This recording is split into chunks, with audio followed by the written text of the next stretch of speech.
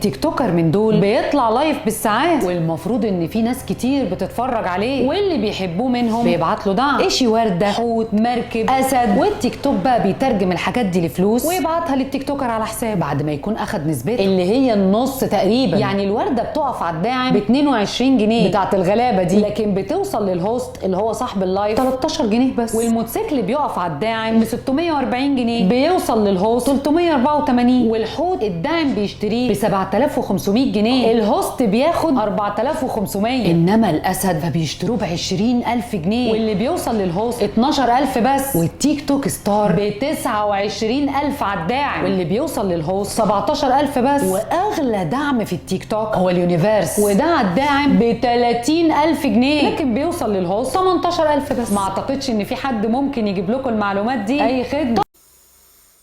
انا من بكره في اللايف، وانا اقول الناس بتصرخ ليه في اللايفات؟